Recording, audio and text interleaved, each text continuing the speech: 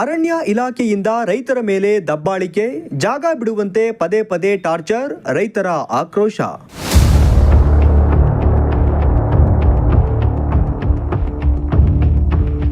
ಈ ಜಾಗ ಅರಣ್ಯ ವ್ಯಾಪ್ತಿಗೆ ಬರುತ್ತದೆ, ನೀವು ಈ ಕೂಡಲೇ ಜಾಗವನ್ನ ಬಿಡಬೇಕು ಎಂದು ಪದೇ ಪದೇ ಅರಣ್ಯ ಇಲಾಖೆ ರೈತರಿಗೆ ತೊಂದರೆ ಕೊಡುತ್ತಿರುವ ಘಟನೆ ತಾಲೂಕಿನ ಕಾಮೇನಹಳ್ಳಿ, ಎಮ್ಮೆದೊಡ್ಡಿ, ಚುರ್ಚೇಗುಡ್ಡ ವ್ಯಾಪ್ತಿಯಲ್ಲಿ ನಡೆದಿದೆ. ನಾವು 50 ವರ್ಷದಿಂದ ಇಲ್ಲಿ ಕಾಲ ಮಾಡ್ಕೊಂಡು ಜಮೀನು ಮಾಡ್ಕೊಂಡು ಇದ್ದೀವಿ. ಇದುವರೆಗೂ ಕೂಡ ಹಲವಾರು ಬಾರಿ ಅರ್ಜಿ ಕೊಟ್ಟಿದ್ದೀವಿ. ಶಾಸಕರು ಕೂಡ ಭೇಟಿ ಮಾಡಿದ್ದೀವಿ, ಎಲ್ಲ ಮಾಡಿದ್ದೀವಿ.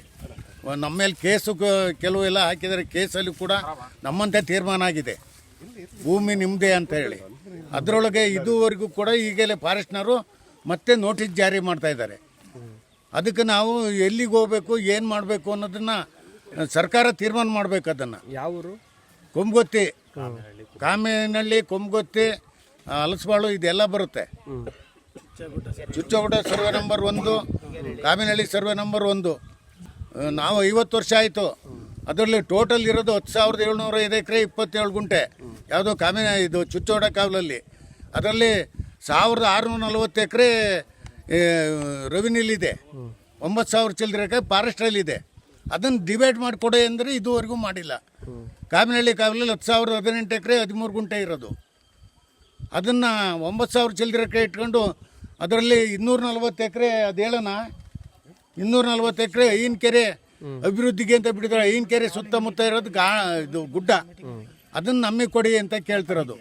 ಅಮೃತ್ ಮಾಲ್ ಎಷ್ಟಿದೆ ಅದನ್ನು ಸರ್ವೆ ಮಾಡಿ ಅಂತ ಕೇಳ್ತಾ ಇದ್ದೀವಿ. ನಾವು 50 ವರ್ಷದಿಂದ ಉಳುಮೆ ಮಾಡಿಕೊಂಡು ಜೀವನ ಸಾಗಿಸುತ್ತಿದ್ದು, ನಮಗೆ ಈ ಜಾಗ ಬಿಟ್ಟರೆ ಬೇರೆ ಜಾಗವಿಲ್ಲ.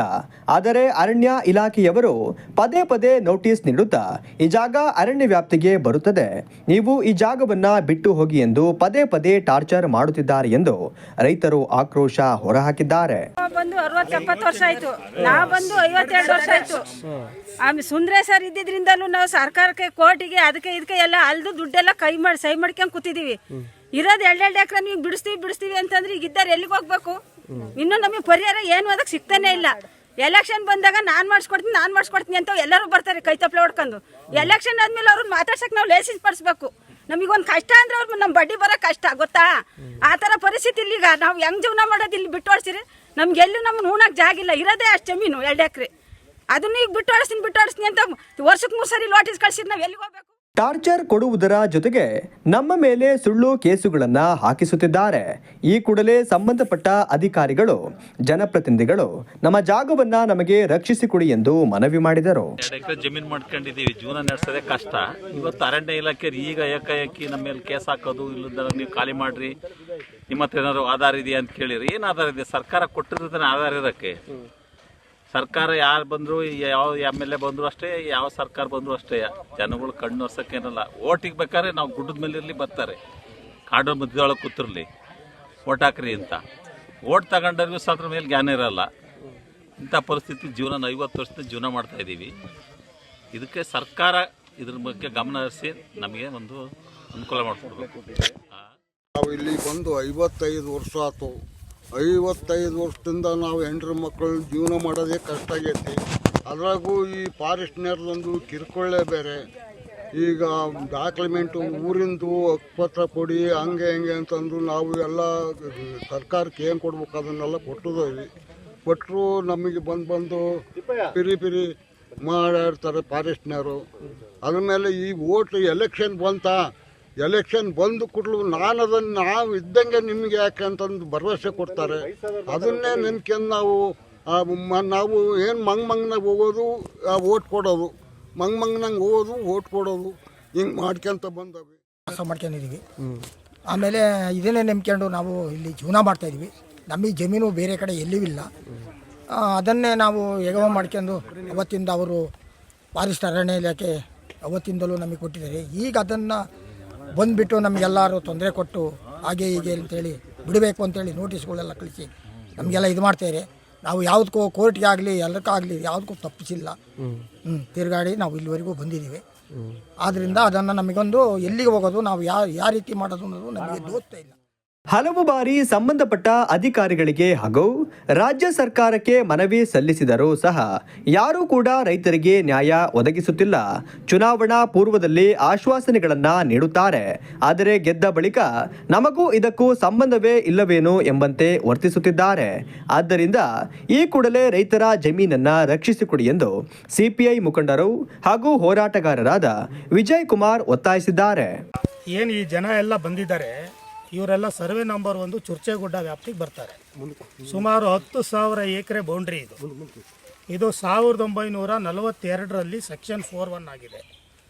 ಆ ಸಂದರ್ಭದಲ್ಲಿ ಕಾಮೇನಹಳ್ಳಿ, ಎಮ್ಮೆದೊಡ್ಡಿ ಮತ್ತು ಚುರ್ಚೆಗುಡ್ಡ ಒಟ್ಟು 41,000 ಎಕರೆನ ಟೈಗರ್ ಪ್ರಾಜೆಕ್ಟ್ ಮಾಡಲಿಕ್ಕೆ ಮಾಡಿದ್ದಾರೆ. ಇದರಲ್ಲಿ ಚುರ್ಚೆಗುಡ್ಡ ಮತ್ತು ಎಮ್ಮೆದೊಡ್ಡಿ ಇವತ್ತಿನ ತನಕ ಅಂತಿಮ ಫಾರೆಸ್ಟ್ 17 ಆಗೇ ಇಲ್ಲ. ಇವತ್ತು ಅದನ್ನು ಮಾಡಲಿಕ್ಕೆ ಈಗಾಗಲೇ ಸುಪ್ರೀಂ ಕೋರ್ಟ್ ನಿರ್ದೇಶನದಂತೆ ನಮ್ಮ ಜಿಲ್ಲೆಗೆ FSO ಫಾರೆಸ್ಟ್ ಸೆಟಲ್ಮೆಂಟ್ ಆಫೀಸರ್ನ ಅಪಾಯಿಂಟ್ ಮಾಡಿ 5 ವರ್ಷ ಆಯಿತು. 5 ವರ್ಷದ ನಂತರ ಈಗ ನೋಟಿಸನ್ನು ಕೊಟ್ಟಿದ್ದಾರೆ. ಈಗಾಗಲೇ ಒಂದು 2-3 ಸಾರಿ ಅರ್ಜಿನ ಕೊಟ್ಟಿದ್ದಾರೆ. ಈಗ ಸೆಕ್ಷನ್ 4 5 ನೋಟಿಸ್ನ ಈಗ ಕೊಟ್ಟಿದ್ದಾರೆ. 6, 7 ಅಂತ ಹೇಳ್ಬಿಟ್ಟು ಮತ್ತೆ 17 ತನಕ ಅವ್ರು ಮಾಡಬೇಕಾಗುತ್ತೆ. ಸೆಕ್ಷನ್ 4 ಸೆಕ್ಷನ್ 17 ಮಾಡಬೇಕಾದ್ರೆ ಅವ್ರ ಬದುಕನ್ನೆಲ್ಲಿ ಕಟ್ಕೊಂಡಿದ್ದಾರೆ. 10 ಹಳ್ಳಿಗಳಿದೆ. ಎಲ್ಲದನ್ನು ಬಿಟ್ಟು ಈ ಏನು ಉಳಿಕೆ ಜಾಗ ಇದೆ ಆ ಅರಣ್ಯಗಳನ್ನು ಮಾತ್ರ ನೀವು ತಗೋಬೇಕು ಅಂತಕ್ಕಂಥದ್ದನ್ನು ಈಗಾಗಲೇ ಒತ್ತಡನೂ ಮಾಡಿದ್ದೀವಿ. ಅದನ್ನು ಒಪ್ಪಿಗೆನೂ ಸಹ ಕೊಡಿಸಿದ್ದೀವಿ. ಈಗ ಮೊನ್ನೆ ಸಮೇತ ಅಂದರೆ ಬಾಳೆಹೊನ್ನೂರಿನಲ್ಲಿ ಮಂತ್ರಿಗಳು ಬಂದಾಗಲೂ ಸಹ ಈ ವಿಚಾರವನ್ನು ನಾವು ಅವರಿಗೆ ಪ್ರಸ್ತಾಪ ಮಾಡಿದ್ದೀವಿ. ಜುಲೈ 3ನೇ ತಾರೀಕು 2025ಕ್ಕೆ ನಮಗೆ ವಿಧಾನಸೌಧದಲ್ಲಿ ಮೀಟಿಂಗ್ ಕರೆದಿದ್ರು. ಅರಣ್ಯ ಸಚಿವರು, ಕಂದಾಯ ಸಚಿವರು, ಜಿಲ್ಲಾ ಉಸ್ತುವಾರಿ ಸಚಿವರು ಮತ್ತು ಎಲ್ಲ ಉನ್ನತ ಮಟ್ಟದ ಎಲ್ಲ ಇಲಾಖೆಯ ಅಧಿಕಾರಿಗಳು, ನಾವು ಹೋರಾಟಗಾರರು ಮತ್ತು ಎಲ್ಲ MLAಗಳನ್ನು ಸೇರಿಸಿ, ಮಲೆನಾಡಿನ MLAಗಳನ್ನ ಸೇರಿಸಿ ಮೀಟಿಂಗ್ ಕರೆದು ಅವತ್ತೊಂದು ತೀರ್ಮಾನ ಆಗಿದೆ. ಅದರಂತೆ ಇವತ್ತು SIT ರಚನೆ ಆಗಿದೆ. ಆ ಕೆಲಸನ ಬಹಳಷ್ಟು ಬೇಗ SIT ಕೆಲಸ ಮಾಡಿ ಇರ್ತಕ್ಕಂಥ ರೈತರಿಗೆ ನ್ಯಾಯ ಕೊಡಿಸ್ತಕ್ಕಂಥ ಕೆಲಸ ಮಾಡಬೇಕು. ಈಗಾಗಲೇ ಇವರು ಒಂದು ಸಾರಿ ದಾಖಲಾತಿಗಳನ್ನು ಕೊಟ್ಟಿದ್ದಾರೆ. ಇರೋದನ್ನು ದಾಖಲಾತಿ ಕೊಡಲಿಕ್ಕೆ ಏನೇ ಬಂದ್ರೂ ಆಗಿನ ಕಾಲದಿಂದಲೂ ಇದು ಅರಣ್ಯ ಭೂಮಿ ಸೆಕ್ಷನ್ 4(1) ಅಂತ ಯಾವುದೇ ದಾಖಲಾತಿ ಕೊಟ್ಟಿಲ್ಲ. ಈಗ ಆದರೂ ಸಹ ಇವ್ರದ್ದು ಮನೆ, ಡಿಮ್ಯಾಂಡು, ರಸ್ತೆ, ನೀರು, ನಲ್ಲಿ ಎಲ್ಲ ಇರ್ತಕ್ಕಂಥ ಇದನ್ನು ನಮ್ಮ ಅರಣ್ಯ ವ್ಯವಸ್ಥಾಪನಾಧಿಕಾರಿಗಳು ಬಂದು ಸ್ಥಳ ತನಿಖೆ ಮಾಡಿ ನಂತರ ಇವರ ಇರುವಿಕೆಯನ್ನು ಗುರುತು ಮಾಡಿ ಅವರ ವಿವೇಚನೆಯಲ್ಲಿ ಇವರೆಲ್ಲರನ್ನು ಕೈ ಬಿಡಬೇಕು ಅಂತ ಹೇಳ್ಬಿಟ್ಟು ಈಗಾಗಲೇ ಒತ್ತಡ ಮಾಡಿ